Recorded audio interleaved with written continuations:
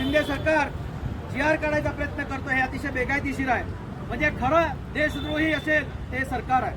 या सरकारवरती गुन्हे दाखल झाले पाहिजेत की तुम्ही आदिवासींवरती अन्याय करत आहेत. त्याचबरोबर जी अधिसंख्यपदे केली 12,500 बोगस सर्टिफिकेट घेऊन आमच्या आदिवासीच्या नोकरीवर लागले आणि सरकार एक लाईन मध्ये लिहिते की आम्हाला त्यांच्याबद्दल सहानुभूती आहे, दयाभाव म्हणून त्यांना अधिसंख्य पदावर ठेवलेलं आहे. परंतु आदिवासीबद्दल त्यांना दया नाही. म्हणजे आम्ही माणसं नाही. त्यांनी चोऱ्या करायच्या आणि चोऱ्या करून पण त्यांना अधिसंख्य पद म्हणून नोकरीत कायम ठेवायच्या. आमच्या हक्काच्या नोकऱ्या त्यांनी खाल्लेल्या आहेत. त्यांच्यावरती गुन्हे दाखल करा म्हणून सुप्रीम कोर्टाने जजमेंट दिलं, पण त्या जजमेंटचं इम्प्लिमेंटेशन हे राज्य सरकार करत नाही. म्हणून आम्ही हे निषेध करण्यासाठी इथे एकत्र आलेलो आहोत.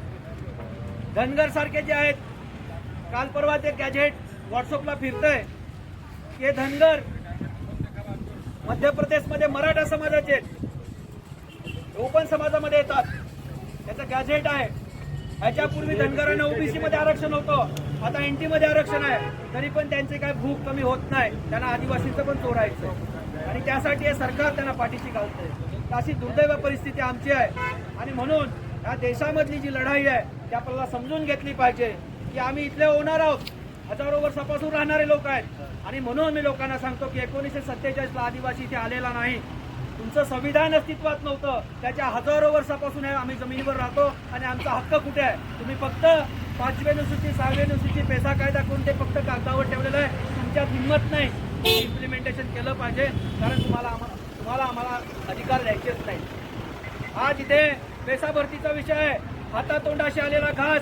सुप्रीम कोर्टात केस पूर्ण झाली नाही तोपर्यंत इथलं महाराष्ट्र राज्य जे काय सामान्य प्रशासन आहे ते GR कडून मोकळं होतं आणि त्याच्यावरती शिक्षकांच्या भरतीबरोबर इतर 17 पदेही तशीच लटकत ठेवलेली आहेत. तर आमच्यावरती अन्याय आहे. याच्यामध्ये पूर्ण राज्य सरकार इन्व्हॉल्व आहे. इथले जे जिल्हा परिषद जे प्रशासन आहे ते इन्व्हॉल्व आहे आणि त्याच्यामुळे आमच्या जो हातातोंडाशी आलेला घास आमच्या पोरांचा ह्याने हिरावून घेतलेला आहे. आणि म्हणून ही वेळ आहे उलगुलांची. ह्या येणाऱ्या दिवसामध्ये आता आपल्या पूर्ववक्त्यांनी सांगितलेलं आहे की सरकारला किंवा ह्या महायुतीच्या शासनाला आपल्याला त्यांची जागा दाखवून द्यायची आहे. ती कशा पद्धतीने बेकायदेशीरपणे हे चाललेलं आहे. काल परवाच जो 100% GR 100% जो 17 पदांचा जो अध्यादेश आला, हा अध्यादेश प्रथमतः आंध्र सरकार आणला. आज ते तेलंगणामध्ये डिवाइड झालेलं आहे आणि तिथे जाण्याचा योग आला आणि तिथली पार्श्वभूमी मला समजून घेण्यात मिळाली. हे 100% पद कशासाठी होतं? तर 100% पद ह्याच्यासाठी होते की त्याच्यामध्ये एक टायटल आहे की आदिवासी भाषा जाणणारे लोक असली पाहिजेत. हे कशासाठी? तर तिथली जी काही मुवमेंट चालू होती ती कमी करण्यासाठी त्या लोकांनी हे गाजर ठेवलं. ते गाजर आपल्याकडे पण तेच ठेवलं. तुम्हाला मुद्दाम आठवण करून देतो, ठाणे जिल्ह्याचा जेव्हा पालघर जिल्हा विभाजित होत होता तेव्हा आपण एक मोठं आंदोलन सुरू केलं होतं की आम्हाला अनुसूचित क्षेत्राचा स्वतंत्र जिल्हा हवा आहे, स्वायत्त जिल्हा हवा आहे. आम्हाला तुमच्या वेगळ्या जिल्ह्यामध्ये राहायचं नाही. आमच्या आदिवासींची जो स्वतंत्र व्यवस्था आहे आम्हाला त्याच्यात राहायचं आहे. आणि ते आंदोलन तोडण्यासाठी, कारण जे शंकर नारायण जे काही राज्यपाल होते त्या तिथलेच होते आणि त्यांनी आपल्यासमोर गाजर ठेवलं. हा 2014 पासून आजपर्यंत भरती झालेली नाही. फक्त सुप्रीम कोर्ट, हायकोर्ट, मॅट हे सगळं सुरू आहे आणि हे सरकार जाणून बुजून करत आहे. त्यांना आपल्याला काही नोकरी द्यायची नाही आणि हे जाणून बुजून सगळ्या गोष्टी चाललेल्या आहेत. मागेही आपण आंदोलन करतोय. गेला महिनाभर पूर्ण महाराष्ट्रभर ढवळून निघालेला आहे की हे पेसाचं आंदोलन वाढतंय म्हणून मुदामूद धनगरांचं मध्ये पुढे करत टाकलेलं आहे. ह्या सगळ्या गोष्टी आपल्यासमोर आहेत आणि म्हणून येणाऱ्या दिवसामध्ये समाज म्हणून आपल्याला सगळ्यांना एकत्र यावं लागेल.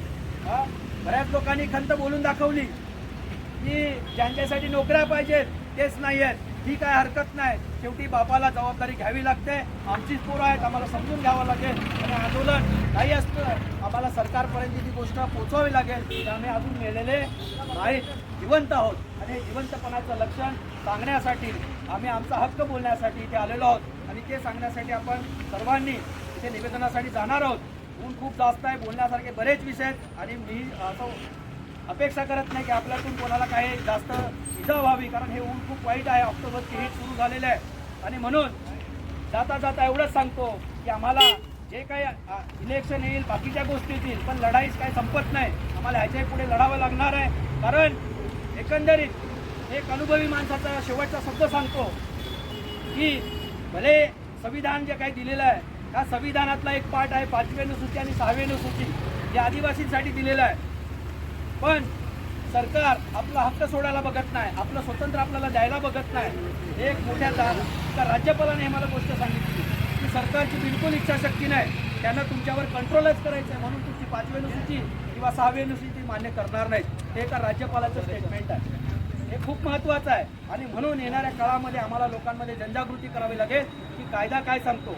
इथे राज्य सरकार आहे, केंद्र सरकार आहे आणि तिसरं सरकार हे आदिवासीचं सरकार आहे आणि त्याचं बली आपल्या संविधानात दिले आणि त्या हक्कासाठी आपल्याला बोलावं लागणार आहे. आम्हाला तुकड्यामधले आरक्षण नको, आमचा एक भूभाग, आमचा जो आदिवासी इलाका आहे तो आमच्यासाठी स्वतंत्र ठेवा. तिथे आमच्याकडे भरपूर सारखं जगण्यासारखं साधन आहे.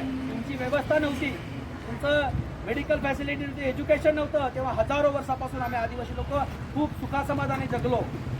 आमचा माणूस रामदाल मुंडा काय सांगतो, नाचेसी बचेगी, म्हणजे नाचेल तो वाचेल. आमचा आज माणूस नाचत नाही. का नाचत नाही? कारण तो खुश नाही आहे. आमचा तारपा का वाजत नाही? कारण आम्ही खुश नाही आहोत.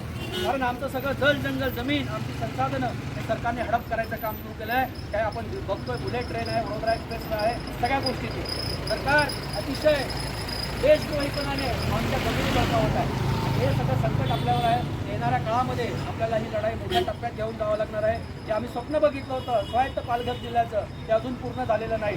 म्हणून 1 ऑगस्ट 2014 हा माझ्या जीवनातला तरी काळा दिवस आहे. कारण आम्ही जी अपेक्षा केली होती, राष्ट्रपतीने पत्र पाठवलं होतं आदिवासी विकास विभागाला, हे कायदेशीर आहे आणि 5व्या अनुसूचीनुसार त्यांना स्वातंत्र्य दिला पाहिजे होता, पण तो दिलेला नाही. हे स्वप्न अजूनही आपलं अपूर्ण आहे आणि म्हणून ज्या 13 जिल्ह्यामध्ये हे महाराष्ट्र हे देशाला दिशा देईल अशा पद्धतीचं आंदोलन येणाऱ्या भविष्यात करायचं आहे. तर त्यासाठी अधिकचा वेळ न घेता मी तुमची रजा घेतो. सगळ्यांना जोहार, जिंदाबाद.